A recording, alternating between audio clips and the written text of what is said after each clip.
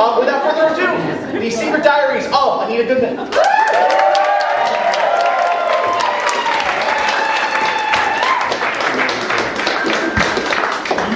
It seemed like I had it all.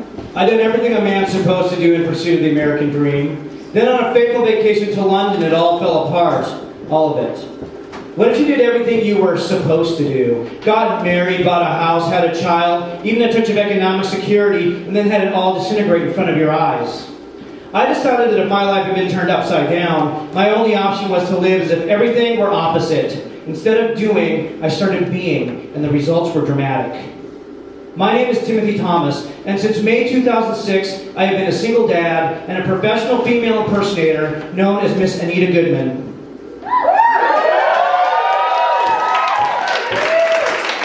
Although this profession is not the one that pays my bills, it is the one that feeds my soul. Tonight I'm going to share some stories from the Secret Diaries of Anita Goodmann, a glimpse into a life that, as I turned 37, was my birthday present to myself.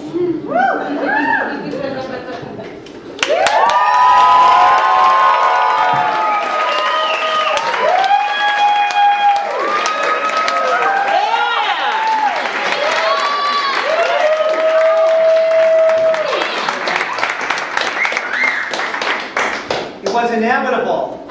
I knew my priorities were completely conflicted when I was late for work yet again because I was buying cotton balls and nail polish remover at the drugstore next to my office. My cuticles had been stained from the hastily applied coats of nail polish that were part of my preparation and costume for playing hostess to a burlesque show. I'd already all but promised my employers that my days as a drag queen were going to be coming to an end, and yet here I was, completely exhausted on a Friday morning at 9:45, trying to get the last vestiges of eyeliner and glitter and nail polish off my My many late arrivals, the long-winded midday phone calls with the burlesque show producer, and getting caught making 25-color printouts of my latest Anita Goodmann photo shoot on the company printer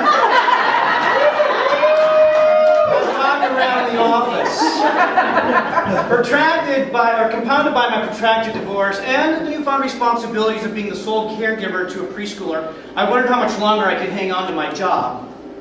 One would think that holding on to a position that paid $80,000 a year would be my top priority, and yet I was living for the rush of getting into costume and bringing Miss Anita Goodmann into the world for yet another visit. I was voting with my mascara brush, and anyone could see who was ahead of the polls. Despite being something of a loose cannon around the consultancy, let's call it Achilles Corp. I did have my fans, and I'd often reward them with autographed pictures of me printed on the company printer, of course, and the occasional lunchtime concert of a DVD from a recent performance, because I figured by being open and above board, I could render any rumors powerless, because, I was doing what I was doing. Meanwhile, at home, things were going so well, I had to cancel a meeting with an important client in order to play with my son in a sandbox because my future ex-wife had decided that it was important for her to go on a week-long junket to Turkey without telling me. And I can remember sitting there watching him play while a client yelled at me over the phone, wondering where I was, and I couldn't explain a thing. Despite the fact that my job was teetering on the brink, the planning committee for the company holiday party approached me. They wanted to know if I might like to perform. I thought that was a terrible idea at first, and then I thought I might have some fun, and to be honest, I didn't know how much longer I was going to be able to hold on to that job anyway. So I accepted. So the first entry from the Secret Diaries of Anita Goodmann this evening is some video from that performance, which was at the EMP Sky Church. And I did do all of the expected holiday classics, but then I added in one more song, which, amazingly enough, as if by the hand of God, led me to each of the founding partners of the corporation. The hands that fed me. And I bit them. I'll let you all know that I might not be the only cross-dresser at least, I'm just the most well-known. I'm just trying to pave the way. Next year, we'll see what it's like next year. I'll be like elbowing them out of the way, probably. song for you all, then we'll move on to the dancing, all right? This song is my show closer that I'm at the Bedroom Club on Wednesdays at the Last Supper Club, which I hope you come down and see now that I brought the show to you.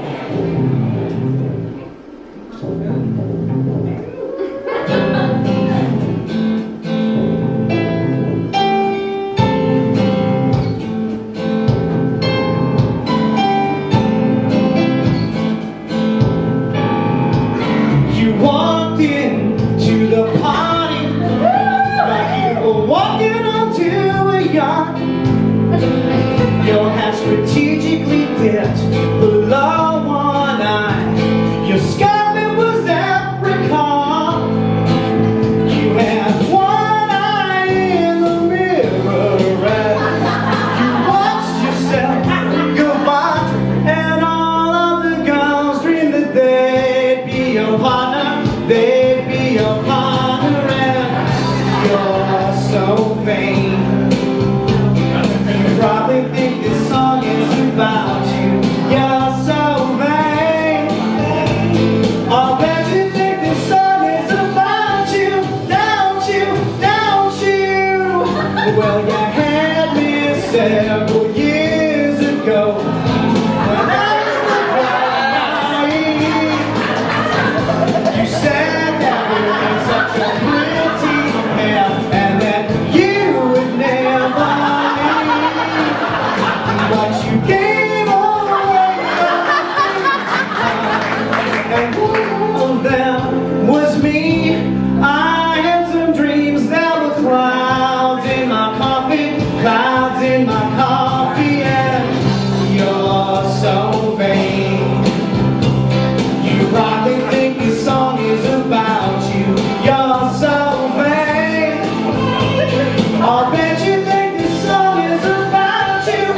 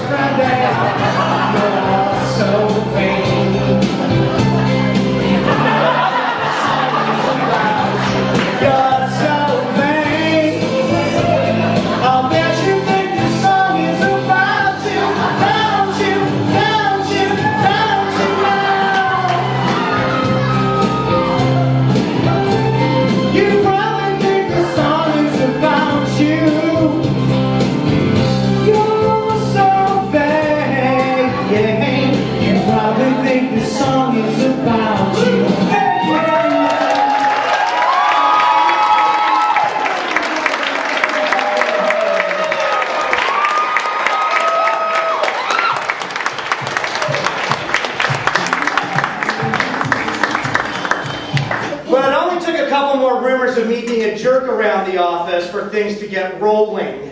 As for me, I was really unhappy with my life, and I was desperately afraid that I was going to have to lose that job or keep the job. I couldn't decide which was worse. My boss, my newest boss, was a professional project manager, very proud that that was the one thing she was super good at.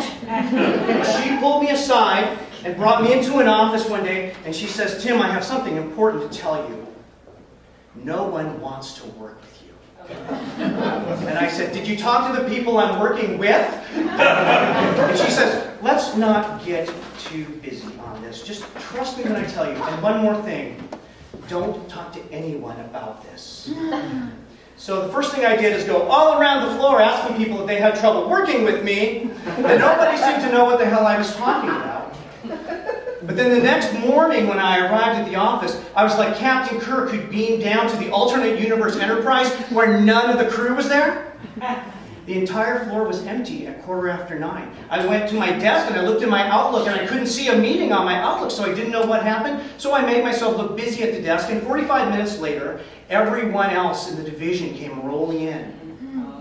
Hi, Tim. Tim. Hey, Tim, how's it going? I'm like, this is kind of strange. My one ally and friend came to me and said, I'm going downstairs for a cigarette. Maybe you should come down in just a couple of minutes. So I went downstairs into the basement parking garage to the far back corner to the safety area where the smokers were delegated to be smoking troglodytes downstairs. And he said, we just had a meeting. And I'm like, I know. I said, what was it about? He says, you. The whole company or the whole division? He says, yes. I said, what'd they say? He says, they were trying to decide whether you were a good worker or not. And I said, what was the verdict? And he says, it was split. He said, half of the people thought you were the worst worker they'd ever seen and you never did anything. The other half thought you were awesome. I said, well, that's kind of strange. What do you think they'll do? He says, I don't know. So I went up to my desk and tried to make myself busy. And maybe like an hour later, he comes back by again and says, downstairs, cigarettes. They just asked me what might happen if they told you that, if they laid you off, what you might do. And I said, what did you tell them? And he said, I told them you'd be relieved, and you'd say, where do I sign? And I said, you're right. And the very next morning, sure enough, one of those meetings popped up with no explanation. And they came to me and they sat me down. It was the hardest thing they'd ever done. You know how it is, right? But then, because there was no HR department there, they didn't know exactly what to do with my cross-gender presentation because they thought maybe perhaps I might get litigious. But I live in Seattle and I know that nobody goes back to work after they sue their employer in this tiny town. So I let it go, and they said, no rush, Tim. We're not going to make you put your stuff in a box. You can keep the laptop for a couple of days. We all have personal stuff on our laptops, we understand. And I couldn't decide if it was because they were afraid of me or because they liked me. I guess it was split. So I went back to my desk, and I got old Doogie Howser on the ass. From Tim Thomas, sent Tuesday, February 27th, 2007. 8:24 p.m. to all employees. Subject, goodbye and thank you. I would like to extend my thanks to my many coworkers and friends for my time with Achilles. As of 4 p.m. Tuesday, I am no longer with the organization. I will be in the office briefly on Wednesday to wrap up loose ends and return my laptop. I honestly believe that people are the true wealth of any person or organization. Many of you are among the finest people I've had the honor to work with in my career. For those of you who I've had the pleasure of working with, I want you to know I've treasured the experience. You are my wealth, and I appreciate all you've done for me. Please contact the IMD engagement managers to determine the status of any projects still in progress. If you'd like to contact me in the future, here's my contact information. I look forward to hearing from you. Also, every Wednesday, I'll be in Pioneer Square, as hostess of the Brendan Club. I would love to see you there. Live bravely, fear nothing. Tim.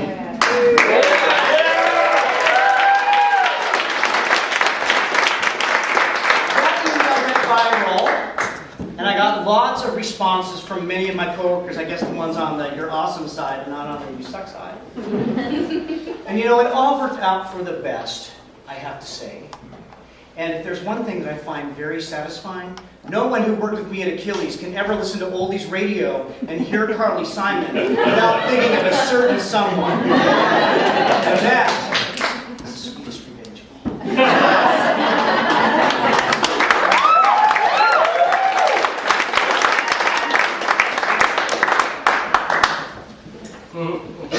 Okay, so a little bit of housekeeping here at my Barbie's Dream House / Pee-wee's Playhouse. Over here is the I need a chronometer. The Anita chronometer tells you where in my life we might be traveling. And I forgot all about this last night because I was so excited, but now I remember. We're going to use it. Last night my son was here and he was very distraught that I had not used it at all. He almost came down on the stage to correct me and we stopped him. He doesn't take after his father at all. And now we're going to travel back to about here because a lot of people want to know about where all this sort of thing started. Also, because it's my show and my stories and I'm telling them from my heart and also from my mind and memory, I'm just going to lay some groundwork here. I might use these phrases interchangeably, but just bear with me, just pretend they're all kind of the same. I might say crossdresser, female impersonator, drag queen, transvestite, or maybe some other term that sounds vaguely familiar that's in that same transgendered maybe. If I use those for the sake of storytelling, they all mean more or less the same thing, and we can split hairs over coffee later, okay?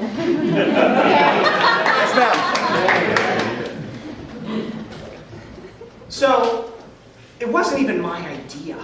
It was Halloween, and I was 10 years old.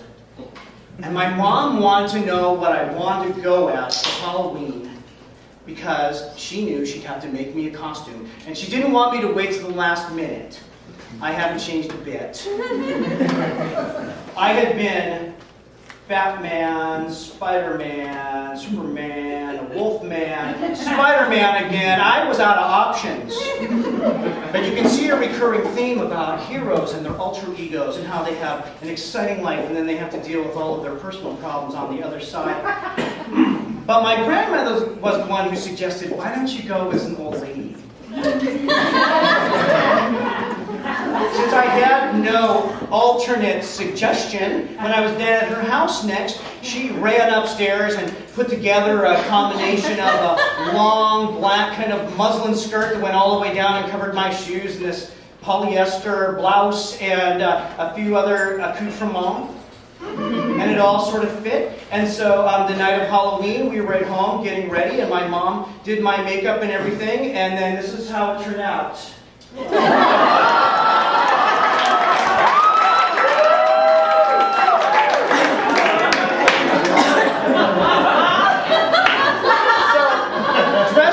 At my brand new elementary school, we went to get in line and to go into the multi-purpose room for the big elementary school Halloween party. And this is how our whole family looked when we went down there. My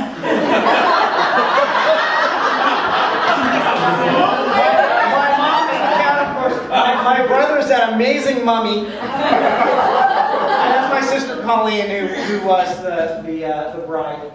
And we went down and we're standing in line in the dark, and no one seems to be talking to me. I think it's so strange, like everyone's just kind of ignoring me, like they don't know who I am. And then there's this one girl who I've known for maybe like 2 or 3 years. She's standing in front of me. She turns around and says, I know who you are, Tim.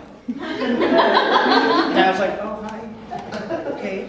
So we go inside, we're playing around like all kids do, drinking punch, getting crazy, and pretty soon it was time for the costume contest, right? So we all got up on the bleachers, all the other classes had gone up, and then all the 4th graders lined up, and I got up kind of in the middle, and I had people on either side of me, and I had 2 4th grade teachers, and they kept going back and forth, and they're scanning the bleachers, they're like looking, and they keep walking, like they won't pick, and after a while I felt like they were looking for me.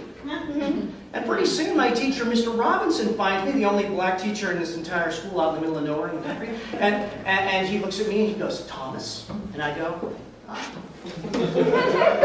And not 2 minutes later, they announce the winner, and they hand me this popcorn ball.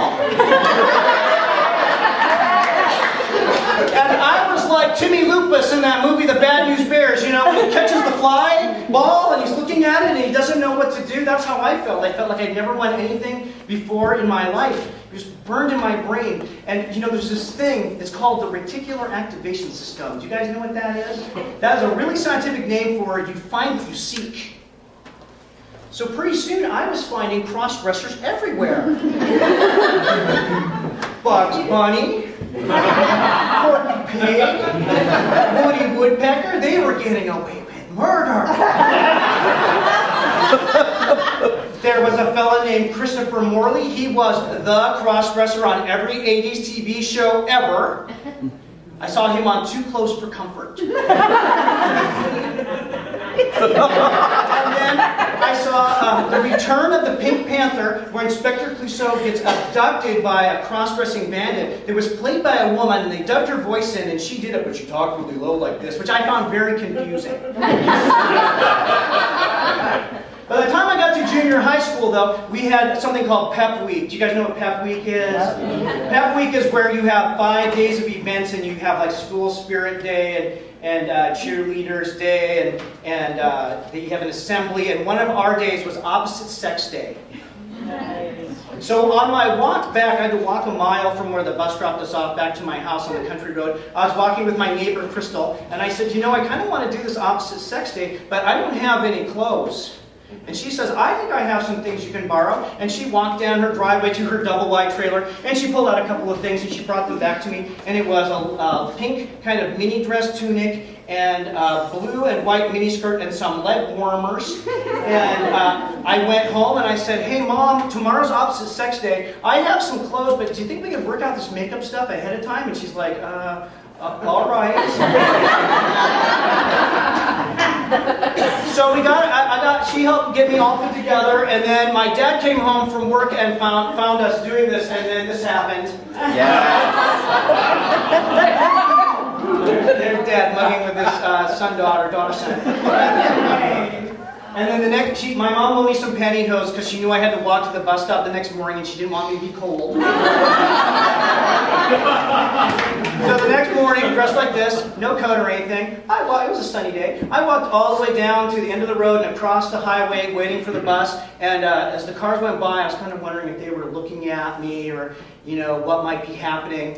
And every time, when I went to school, everyone thought it was the best costume they'd ever seen. You know, a lot of people have these tragic stories of having trouble with their gender or whatever. Whenever I went out dressed, everyone was like, you're fabulous. You just keep doing that. Even in this small town that I lived in. And the following year, I dressed up, and it was great. My journalism teacher wanted to know how I got my boobs to look like that.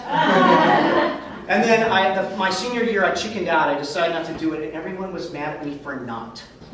Oh, yes. So I went away to community college, and whenever I found some way to integrate drag into what I was doing, I would. So I did lip sync number 2, Dad, I'm in Jail by Was Not Was in drag, and I won. And then we did Add It Up by the Violent Femmes, and we smashed some melons, and I was wearing a dress, and we won. And then when I went away to university, we had a live comedy show, and whenever they wrote a sketch that had a cross-dresser or a transvestite or some other kind of gender-bendery thing, they knew who to call on, and they did.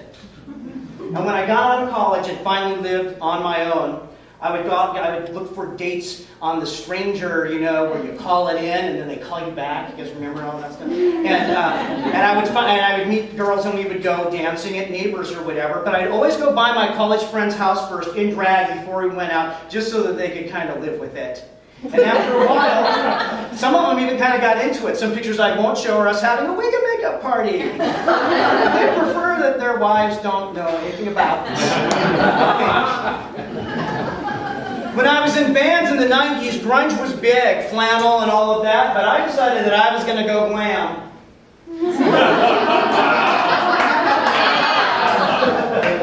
So I was going against the grain as a glammy person, but you know, whenever I put all my makeup on and we would play with other bands, if I wore mascara, the other band people would be like, don't wear mascara, it freaks us out. And I took some notes. Eventually, though, I got married to that woman, and we were together, and she knew all about the cross-dressing part of my life. But over time, it became more of an issue, and so we kept it to the side. And then when I got to the point where my bands were not going to be taking me anywhere because I just didn't have the chops of like a real rock star or anything, I decided that maybe I could do this drag thing. But I didn't know what it was going to be or how it would work or what I would do. I really had no concept. And I went to her and I said, hey, honey, I had this idea. And she's like, I don't want you to do it because I think you'd be too good looking and everyone would hit on you and that would be embarrassing to me. And so I honored that. But then when we went away to London for a family trip, and she ran away with her lover that she met on the internet. And she came home at dawn, not calling me all night. The first thing I told her when she showed up is, we're getting divorced. And she says, you know what your problem is, Tim? You're too old-fashioned. We should be able to do whatever we want. And you know those cartoon characters? That's what my head was like, with the steam and the... And I just said, you know what? When we get back to Seattle, I'm going to show you what doing whatever you want is. Yes!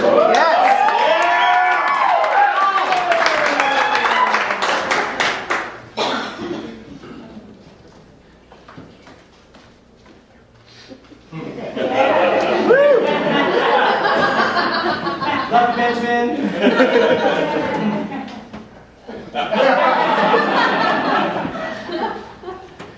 We returned home from London after spending 7 more days together after this had all occurred.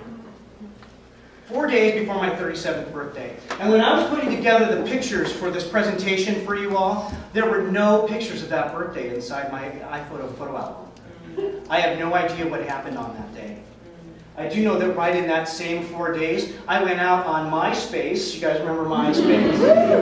I went out on MySpace and looking for somebody who might help me come out.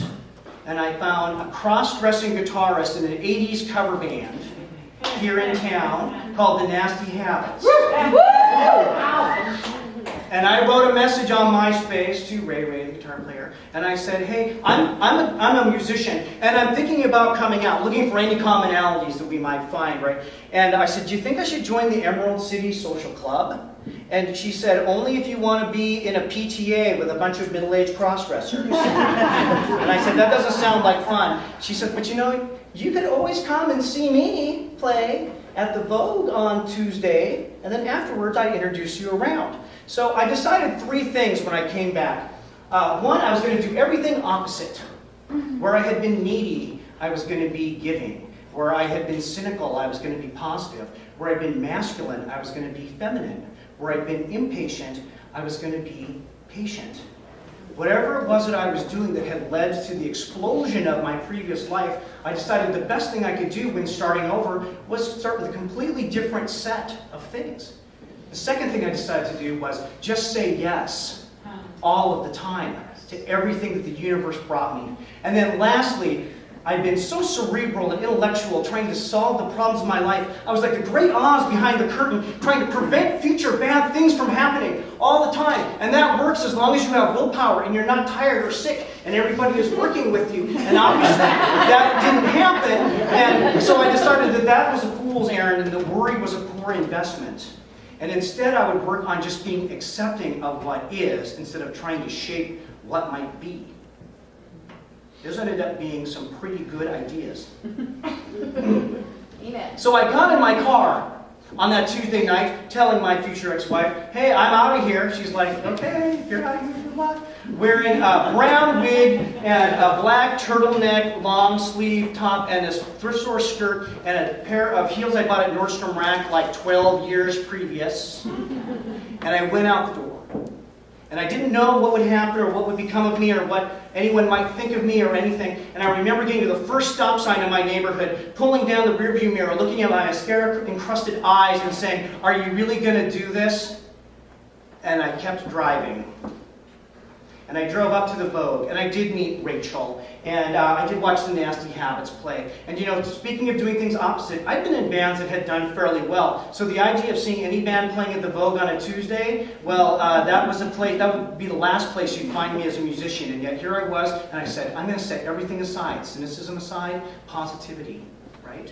Opportunity, I'm just going to take it. And sure enough, when they were done playing, Rachel did introduce me around to everybody that was in that little scene on Tuesday night at 11 o'clock, and I met Monty. Some of you guys know Monty? Yeah. Right. And Monty came, she's like, I love your face. It's so pretty. And I said, finally, my weak chin is good for something. Then we went next door to Perth, and all of these girls were just like fussing over me and stuff, and I'm like, having come from a situation that was not very loving at home, I was pretty shocked that this was happening, so I made a vow that I'd come back the next week. And I did. And the next Tuesday I went back. And when I showed up, the Bedroom Club cast was performing the old original Bedroom Club. Evelyn Sinclair and Sidney Devereaux and Inga Ingenue and Goody Goody were all just performing on Tuesday night late at the Vogue. Pantera, the pool dancer, was dancing around. And I was shocked. I'm like, there's a whole world here. When I decided to leave the house for the first time, I knew I had to have a backstory. And that backstory was, just like the character at the beginning of Mulholland Drive, I decided that I had a suitcase and an introduction letter, and I was meant to be here. So I just used that as my guiding force. So the next week I went back again, and you know what? There was a drag queen shortage. And Miss Demand-a-Lot asked me if I had something that I could perform. And I said, yes, I do, because I've been secretly practicing karaoke in my car on my hour-long commute to Bellevue and back. So I drunkenly stumbled out to my car and grabbed that karaoke disc. And I went inside and I sung The Tide is High by Blondie and Dreams by Fleetwood Mac. And although I have video of that, I would prefer not to share it this evening.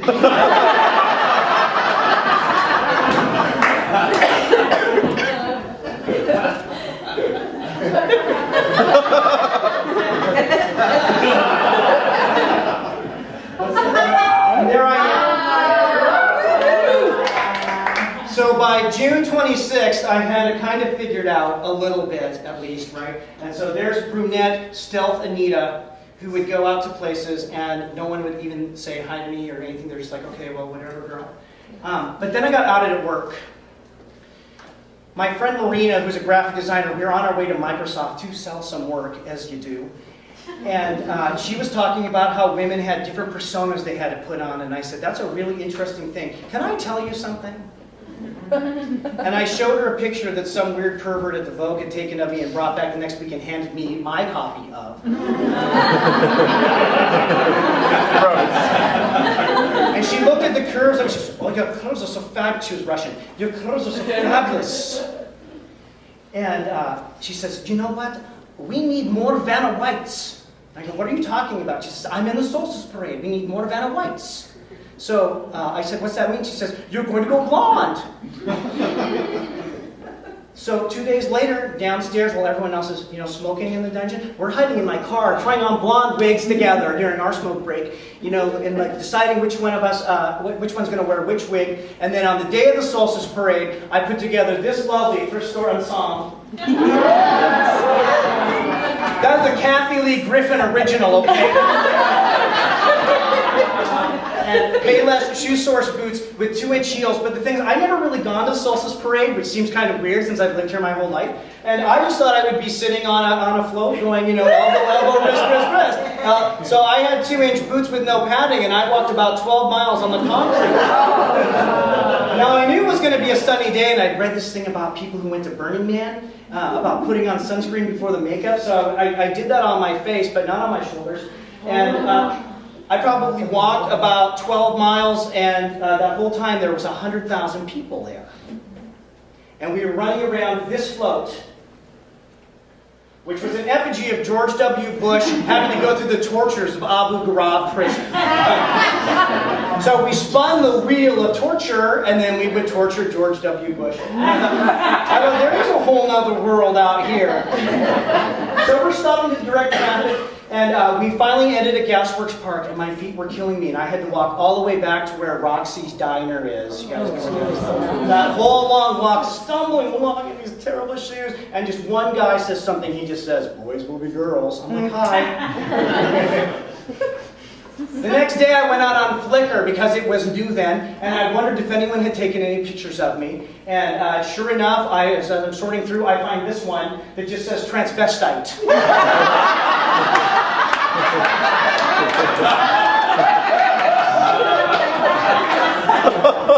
I'm like, shit's getting serious. I'm a known transvestite on the internet.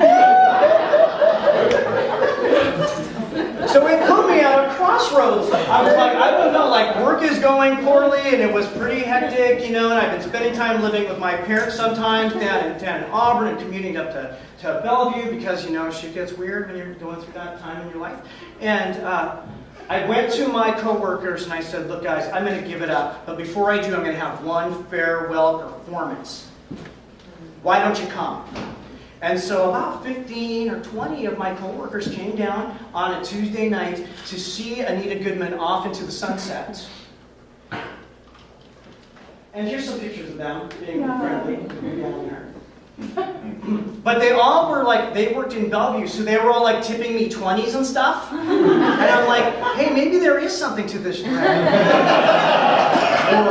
that might not be so bad, but I don't like this is covered with rings. That's ugly. So I gone home and I'm like, okay, I have to get this up. But before I do, I'm going to create one MySpace page for Anita Goodmann. Previous to that, I thought my name was going to be Anita Goodfuck because that's what I needed then. But I was over it. And also, it sounds so ugly when you say it, right? I spelled it cute, like Guy Fucks Day, but that didn't really work out for me. So I created this MySpace page and then I went on with my life. 2 days later, I get an invitation email asking if I want to audition for the new version of the Bedroom Club that Miss Cleopatra was about to put on. What I didn't know was any of the drama in the background, how everyone had left and she was starting completely over. But I said yes. And I showed up and met her and she says, do you have some kind of video of yourself that you can share with me? And I said, yes. And she says, hey, do you want to come down and perform? And I said, yes. And then she says, why don't you come down to the very first of the new shows here, and it was at where the Annex Theater is now, the Northwest Actors Studio on the 3rd floor. They'd set up all these couches, and then they decorated the whole stage just to tear it back down again every single week. And the very first week that I went there, I was in the audience and I watched the King present, and the King thought he was kind of an Elvis impersonator, but he was too poor to have an Elvis costume. So we kind of had these ugly sneakers and stuff. And I kept watching Cleo looking over at me, and she came up and she said, hey, is next week too soon for you to start as the host? Do you want to be the host? And I said, yes. And then in this time I met Miss Cassie O'Hara, and she wanted to know if we wanted to be friends, and I said yes. And so Cassie and I became friends because we had some things in common. We actually thought we did end up really just liking each other and being really good friends. In fact, I would say Cassie's one of my, Cassie in her guy mode is probably one of my very best friends, even still. So then I got to host the Bedroom Club, and I did the very first show, and instead of working, I decided it was very important for me to write some jokes. So I didn't do my work that day, I wrote jokes instead, and then I printed them on the company printer, and cut them out, and glued them on 3x5 cards, and then ran them by my friend who worked with me at the company, who used to be a joke writer, to see if they were indeed funny. And then I went down to the Bedroom Club and read off of my index cards, just like I was in Toastmasters. And then I asked my brother if he wanted to come see me perform, and he said yes. And then a couple weeks later, I asked my mom if she would like to come see me perform, and she said yes. And it ended up being a really great thing. And then someone asked us if we wanted to move to Pioneer Square, and we said yes. And then I did 70 shows in a row, every Wednesday. Rain, sleet, snow, driving from Bellevue. And here's the amazing part though. In order to do this, I had to go to my parents and say, Mom and Dad, I want to do this thing, but in order to do it, I need someone to help take care of my son. Would you be able to do that? And they said yes. And they drove from Auburn to Bellevue every Wednesday or every Thursday, picked up my son, took him home, and brought him back, and the next day after work, it was like he was never gone. And I'd ask my son if he missed me, and he would say yes. Hey, look, there's Matt Brown. No beard. No beard. Back in the day. Someone asked me if I wanted to be on Northwest Afternoon in the audience, and I said yes. And it was so weird for them. They didn't know what to do with us. All the burlesque girls who came down didn't wear big enough tops for afternoon TV. And they handed us all black blazers. And then between each segment, the floor director would come and would move groups of us around because they knew where the camera was going to be for the pan shot, and they didn't want us in it. It's true. There we go.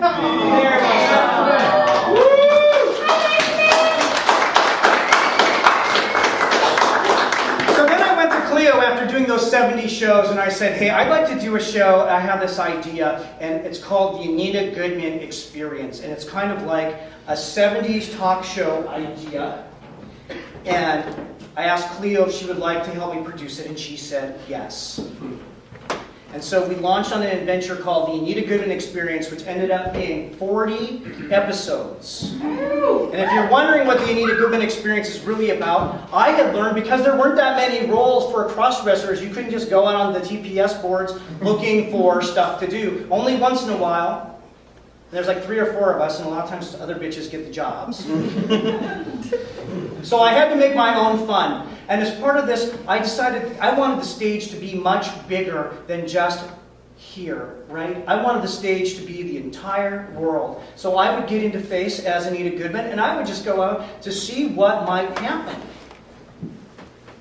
And I would see all kinds of crazy things happen when I was out as Anita. I was like Bugs Bunny. It was awesome. And so I wanted to do a show that had these same ideas in it, where the one rule was the show was always right. That way we never had to get mad at each other. Here's a typical tableau from our show.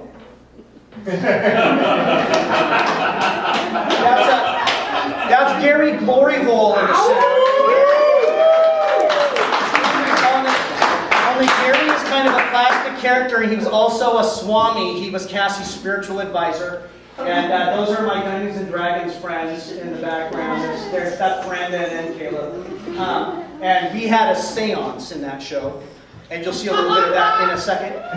Here's another tableau. This was from Christmas. So we had Santa Claus and Gary, and that's Kate Jagger playing the girl from Hot Dog on a Stick that Santa Claus picked up on Christmas night. And that's Stacy the Bear. And Stacy the Bear is the friend that we all have had that moves into your house for just a couple of days and stays a couple of months. Never buys toilet paper, eats all your food, breaks stuff, says sorry dude a lot. And our Stacy the Bear had stayed at my house and stolen my stash, and then had pulled all the siding off my house and replaced it with bark and leaves and scat. So to wrap things up for the first half of the show, I went and I watched all 40 hours of the Anita Goodmann Experience, and then I narrowed it down to the stuff that was watchable, and then from that, I boiled it down to 2.5 quintessential minutes. Ladies and gentlemen, may I present the Anita Goodmann Experience highlight reel.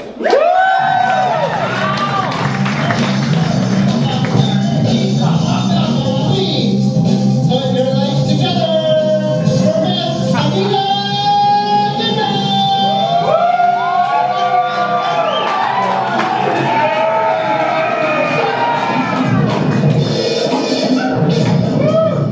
So, enough about her. Let's talk about me for a second. I'm really worried about Anita. Anita is obsessed with Twilight. You guys remember she went on that big 7-day bender? Space Camp was awesome. You know it's my dream to be the first tranny in space, and you went to Space Camp? Entertain us! It's Unicorn Holio! Grandmaster Bang, and this is Grandmaster Chick. Justin Bieber!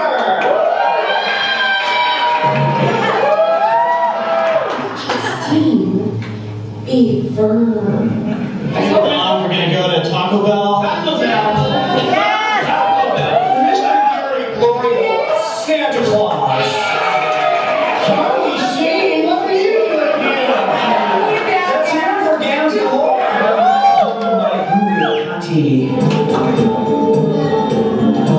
Who would have expected a giant dog to come on the stage?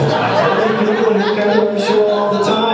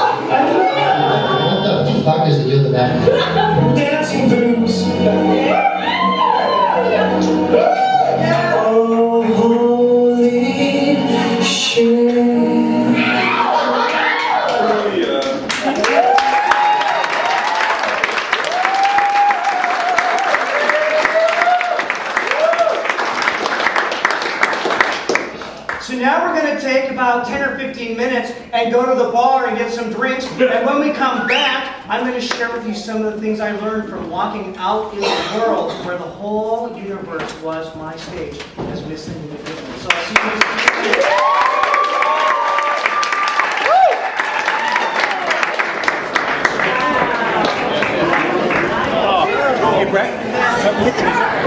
It's so great. Why would I ever stop?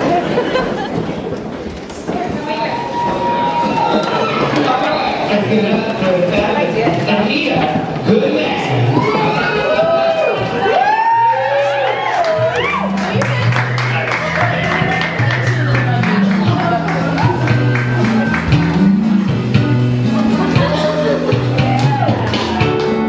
We heard you were leaving, that's okay. I thought a little while time had just begun. I guess you must have scared yourself, you turned and run. But if you have a change of heart, Ricky, don't lose that number. You don't want to call nobody else. Send it off in a letter to yourself. Ricky, don't lose that number. It's the only one you want. You might use it if you feel better when you get home.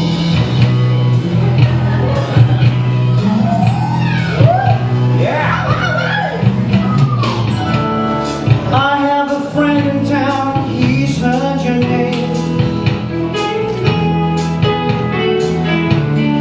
We can go on driving on the slow hand road, or maybe stay inside and play games, I don't know. And you could have a change of heart. Ricky, don't lose that number. You don't want to call nobody else. Send it off in a letter to yourself. Ricky, don't lose that number. It's the only one you want. You might use it if you feel better when you get home.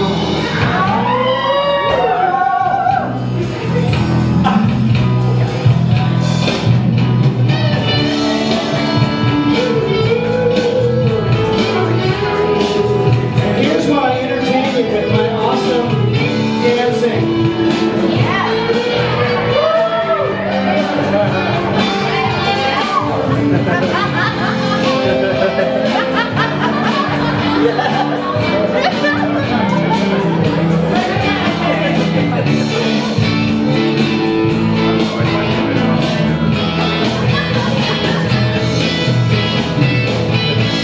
You tell yourself you're not my kind, but you don't even know your mind. And you could have a change of heart. Ricky, don't lose that number. You don't want to call nobody else. Send it off in a letter to yourself. Ricky, don't lose that number. It's the only one you want. You might use it if you feel better when you get home.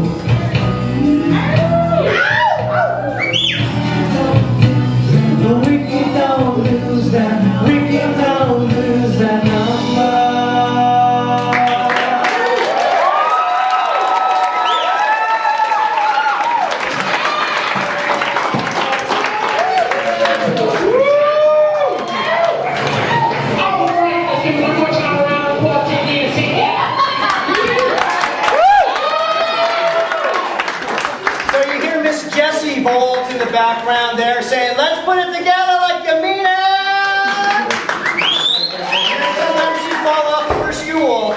Sent it. Why, Ricky, don't lose that number? Oh. Mute. There you go. Was a project. I love cheap trick as much as the next girl. Why, Ricky, don't lose that number? Well, I find that rock and roll is full of androgyny. And unlike many of the drag queens you've met, I don't know a single show tune. Except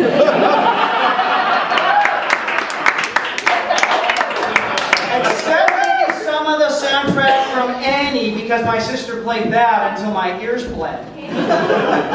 But really, I'm kind of the rock and roll drag queen. I know way more about the Replacements and Fugazi than I do about show tunes. And I can remember being somewhere between 12 and 14 years old and spending the night at my grandma's house where she let me sleep in a room where there was a television on a Saturday night, and I would turn on Saturday Night Live.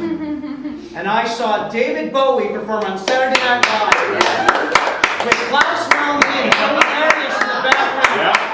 And I said, who are those people and how can I go to their world? Like, where is that world at? And then I saw Gary Newman with all his white face. I'm like, yeah, I want to go to that world. How do I get from Auburn to that?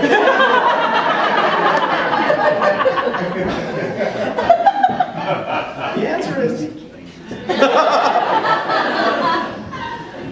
So I was obsessed with all of these gender benders. Remember? The reticular activation system. I was finding what I was seeking. I was seeing David Bowie in a skirt on national TV, and everybody was applauding. Maybe it wasn't so strange. Maybe there was something to this. I thought, geez, what if there was a way to put it all together? I thought about David Bowie and Mark Bolan and maybe Morrissey with the is he or isn't he, right? I found out later that some of my favorite singers were closet gays like Bob Mould and Mark Eitzel and Michael Stipe, where they didn't make a big deal out of it, and yet these were some of my favorite singers. What were they singing about? And then Phil Spector wrote all those songs for women to sing. I was like, there's this whole history in this place of androgyny that was speaking to me. I thought, wow, what if there was a way to make that into something that was more rock and roll and less show tunes and pizzazz? I was over at a friend's house, and they were having me watch Bette Midler. Sorry, Elena. And they're like, you should do something like that. And I'm like, no! I don't like that. I want to be more like Morrissey. Mo plots. So I didn't learn about drag from drag queens at all. I learned about it by being a mega rock fan. And then when I was out in the world as Anita, before my affiliations, my sexuality, or any of that was very public, I got taken on a little ride by a couple of prominent drag queens because I didn't know that there was this whole aspect of drag culture. I was completely ignorant. And they took me to a house full of 18 to 22-year-old gay boys who were all deciding whether or not they wanted to be drag queens. And I suppose our job was to walk through and decide if we wanted any of them to be our drag daughters. But I was sitting on all the fag hags. And so I didn't get invited back. I picked up all of my ideas about female impersonation from being involved in the burlesque community. Because I'd watch these ladies come in and they were all in their sweats, and they'd go back and they would transform, and it would be just like the, the bobby pins and all the stuff. And then they would go out and they would be fabulous. And then they would take all their clothes off. Yes. And then they would come back and they would take it all off again, and they put on their sweats and they would wander away. And any woman that I had a relationship with, any girl in my life, if she had something feminine about her, I would pay attention and I would bring it into my world, right? So just like I was telling you before, how it was shown around and introduced to people, and then I would see this feminine stuff and also be like, oh, I like the way that she looks, I like what she's doing. And then slowly but surely, they start to take me under their wing. I wore whatever I could buy that was a size 14 at the thrift store for the first 6 weeks. And after a while, I was like, honey, don't ever wear that dress again. And they were like, do you have any other shoes? And I'm like, I was a guy. I didn't know. I was wearing shoes that I had in my closet from, different times, right? I had one gal look at my shoes and go, you know what? I love those shoes. I had a pair just like them 15 years ago. I was like, what does that mean?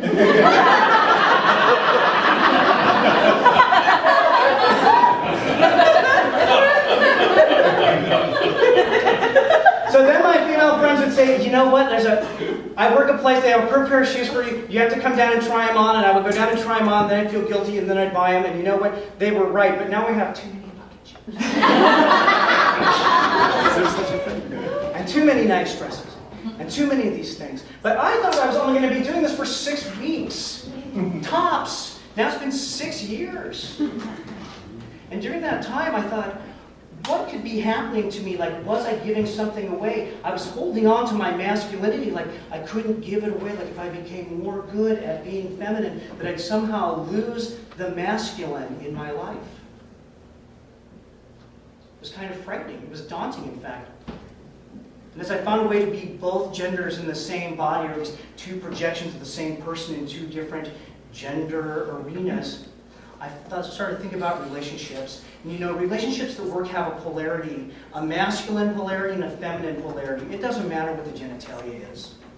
There's always some kind of complementary energy. And I can understand how it might be hard to be with someone like me, where sometimes I am the other energy, and you'd have to switch when I switch. And that's why I'm going to answer your dating questions.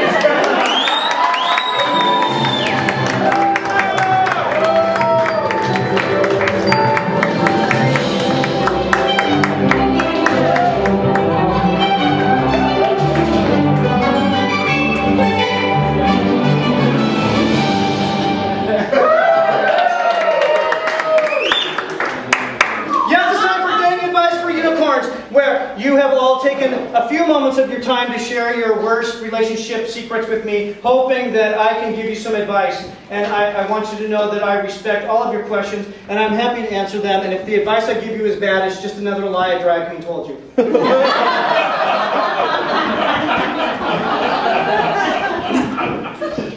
These questions selected from you, the audience this evening, and then filtered through the evil mind of my director, Mr. Brendan Mack. I've been stuck in this envelope with no prior knowledge, and so I will do my best to answer them as long as they're not boring or stupid, which is not a judgment on you. Just so you know. Question, Anita. How does a girl reveal that she's bisexual without it being received as an open invitation to a three-way? That is a darn good question. And I think the answer is when they ask you for a three-way and you don't like them, you say no. Or say yes. But you don't have to get with people that you don't like the way they smell or look. It's all right. Anita, why did you block me on OkCupid?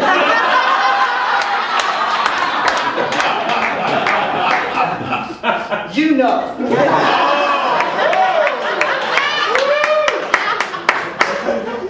Anita, if there's more blood than... No.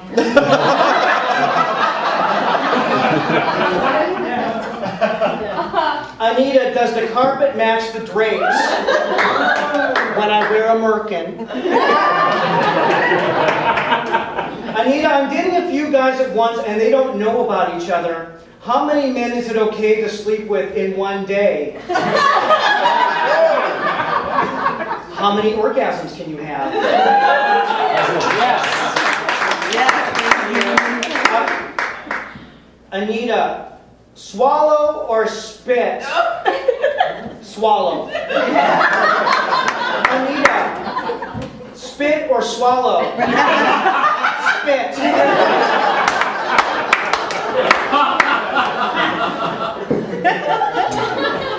Anita, dude, what makes you think you're such a dating expert? Well, Mr. or Ms., anonymous audience member. Let's go to the big board, shall we? Having walked in both sets of shoes, one set much more comfortable than the other, I've had some time to observe the behavior of both men and women. And in that time, I've come up with a few hypotheses. And again, this is just one man, woman, woman, man's opinion about what I think is going on out there. You can take it or leave it, but don't discuss it with me after the show. Send me a message or something. But we have to clear up for theater sports. Otherwise, I'm very interested in your opinion. And, so this next bit is called Dots and Triangles, and it's a way I had my friend Chaz make a cartoon. So we're going to watch a cartoon together, and I'm going to explain to you what I think is going on when in the world of masculine communication and the world of feminine communication, regardless of your genitalia. Ready and go. This is Manville, or Masculineville, or whatever suits you. And these we're going to call them men. And these dots are talking to one another, and the bigger the dot, the more important the dot thinks he is. And so he's sending commands and instructions to smaller dots that orbit around him like small planets. And so he thinks the boss. Every man in the room thinks he's that big dot, by the way. And sometimes one of these other dots, like, they get some friends of their own, and they're like, screw this, and they go form their own posse. And they get away from the other dot, and they kind of start over here, sending yes or no questions and basic instructions to their subordinates. Over here in Ladytown, we have a box. And I know that sounds funny, but inside of that box is a cauldron or a pot or something, and inside of that is a whole bunch of triangles hanging out next to each other, vibrating with different frequencies of attraction and rejection. And God forbid one girl change her mind, or she'll upset the entire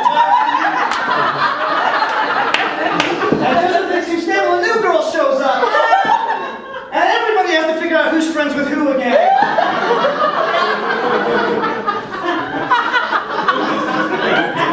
It's not easy for our masculine dot talking to this feminine triangle. He's sending his single commands and instructions, and he's getting back things that make it sound like he's got it going on. He's like, hey, this is pretty good, and she seems like she's kind of into it, but then all of a sudden he sends something she doesn't like, and she's like,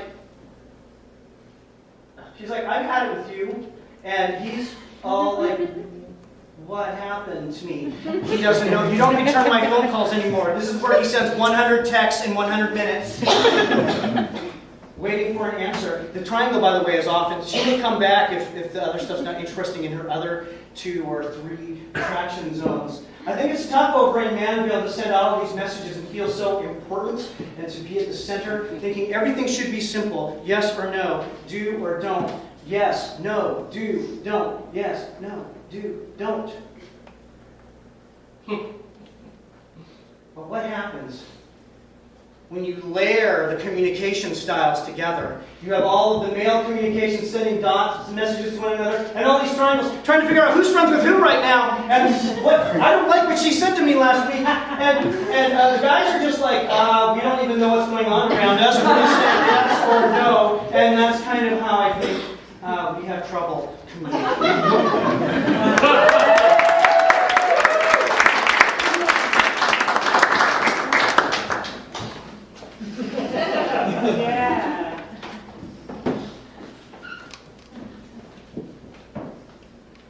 I call this one lady's conclusions. So having spent this time walking in the world of women and all the horrible things I've learned,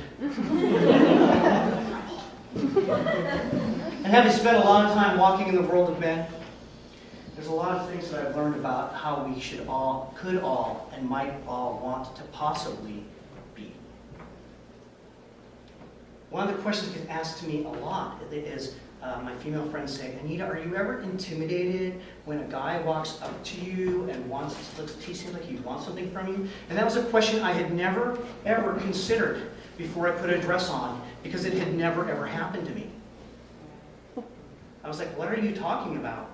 And then one day I walk out of the Last Supper Club, looking out into Occidental Park, at night, that dark concrete park, where if you're tall and blonde and look like you have a home, you're the most popular girl in the park.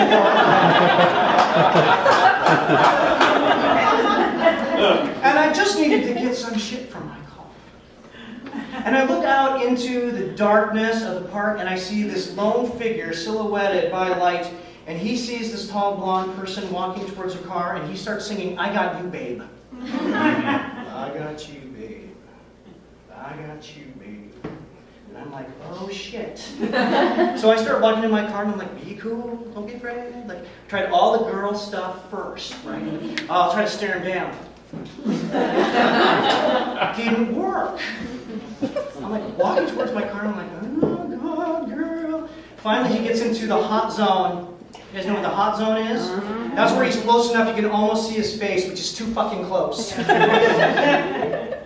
I'm like, I think I'm kind of out of options here. I'm like, he's kind of converging on me. So finally I just turn around and go, don't give me this shit!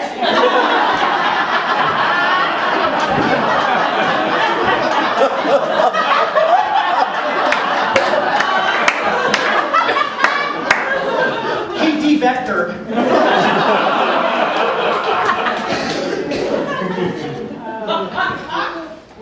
Whenever I tell that story, though, and one of my woman friends repeats it back to me, she says, you know what, I love that joke where you say, don't fuck with me. And I go, that's not what I say. Because I understand that the guy has no thought in his head at all. He just sees something bright and shiny, and he wants to get a closer look at it. If I said, don't fuck with me, all of a sudden he's going to think, oh, I guess I was going to go fuck with her. And then he might. But when I say, don't give me any shit, he says, was I going to give her some shit? And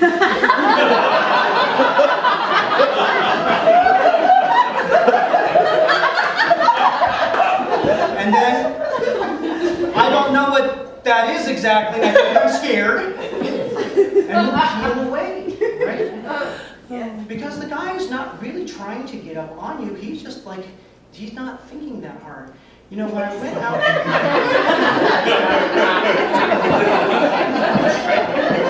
Early on, when I first started doing the Anita stuff, and my parents were really involved in helping me, and they took my son, Benjamin, out to the ocean, and when I got to be the end of the work week, I drove out there and joined them. And that first evening that I was out there, my dad and my son went to sleep, and I went for a walk on the beach with my mom. And as we walked along, my mom, of course, was very concerned with all these changes that were going into my life, because obviously my marriage was coming to an end, and it looked like I'd lost my mind. And it was unclear where I might be going with all of this. And as we walked back, we sat on these swings in the playground, and as we were talking, she just says, well, can you tell me something? Do you want to be a woman? And I said, I don't think that's what I want. I don't think that's how I feel. Plus, I have way too many white male privileges to give those things up.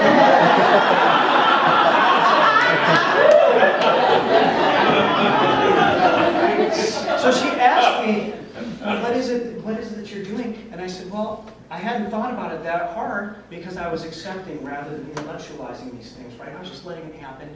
And I said, you know, Mom, do you remember reading that book, Black Like Me, in the early 70s? Which I realized now is a terrible analogy. But it was kind of all I had at the time. I said, it's like that. I'm discovering this world. And when I was cleaning out my house, I found a journal my ex-wife had written, and she wrote in there, Tim doesn't know anything about women. And I thought, whoa, maybe I really didn't. And now I was finding out the hard way. I watched as all of these campers started going into the multi-purpose room, the entertainment cabin at the campground. And I said to my mom, I said, hey, there's something going on in there. Let's go see what it is. And we go inside this multi-purpose room, and there is a huge karaoke setup, and there's an old guy who looks like Hank Hill from King of the Hill, and he is spinning karaoke discs so that his wife, Susie Higgins, can sing the songs in her repertoire. And she sung Satin Sheets and Harper Valley PTA. And I was like, I like these songs. Like, this is a good repertoire, right? So I'm like kind of making notes. And then it turned out that they had CDs for sale. So I went up and I said, hey, Mom, I'm going to buy one of these. And she's like, why? Because the woman sung like the second lead in a small town church choir. There was no real expression there, but I'm like, just bear with me. And I took the CD and I went to Susie Higgins and I said, Susie, could you autograph this for me? And she says, okay. She says, who should I make it out to? And I said, make it out to Anita. And so she autographed it to Anita.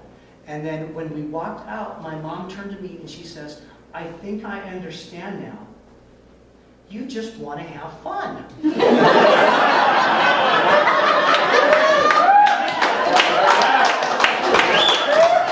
And it's so much easier to have fun when you're tall and blonde and you have boobs.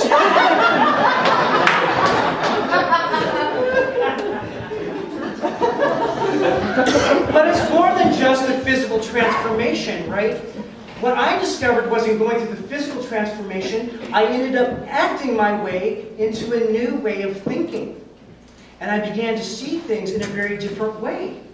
I began to have the perspective of a perspective I'd never had before, of someone who's considered, by Western standards, an attractive female person, and all of the problems that come with it. All of the approaches, all of the misunderstandings, the people who feel intimidated, the bitchy comments behind your back, all of the things that plague all of us in some way or another that I had just been ignorant of. As a man, I was really hurt. The divorce demolished me. I was neither masculine nor feminine. I was some kind of neuter, just getting through life day after day, punching the clock, trying to survive, moving to the next thing. And then I discovered that I had this ability to be Anita, and Anita was considered beautiful, and in that I felt beautiful. And I could have run towards that and left the maleness behind, but then that was the wrong thing. I knew that I couldn't be in a Western duality, that I had to think about it in the yin and the yang, that I had to balance my energy together, and that everything I was learning as Anita, I had to bring back to Tim and heal him. I was using as Anita as a shield while I worked on my Timness. Because Tim didn't know how to make an offering to the world. Tim was afraid to take risks. Tim had been the great Oz. And Anita was able to be present in the moment and say yes and have the world laid out before her. And I realized that we are not islands of experience. We're a continent of experience of our entire selves. So I could take what I was learning as Anita and I could give it to Tim. And I would try out things to try to grow Tim so that he was strong like Anita was being strong. And it took a long time. One small step at a time, and a few missteps, I might add. And as I learned how to be more respectful towards women because of the way I had been disrespected by men when I was out as a woman, it helped me to grow and to understand. And in that, I became a much bigger person, full of possibilities, and having the opportunity to teach and to learn. You know, I usually do things for about 7 years at a time, and then I let them go. And I'm in year 6 of this time, of this adventure as Anita. And I don't know what will happen when I get to the end of year 7 this time around. But in this time that I have, that I know it's happening right now, I have this opportunity to share with you that there is a chance to take responsibility for ourselves that I didn't understand before when I was just living in my own skin. When I made a choice to be someone else, I could look back upon myself and the responsibilities I took on as a woman, having to make sure that I looked good every day, making sure that my clothes were right, being able to handle criticism and critiques. I had to teach myself as Tim to be those things too. To be attractive is a two-way street. It's a choice that you can make. I could make it being this other persona. I needed to make those same choices in my core persona. I tell people that really I'm like same pilot, 2 different planes. And that the pilot had to learn to fly both of the planes. And once I felt like I had mastered that and I got my flight miles in, I became much more whole and I felt complete.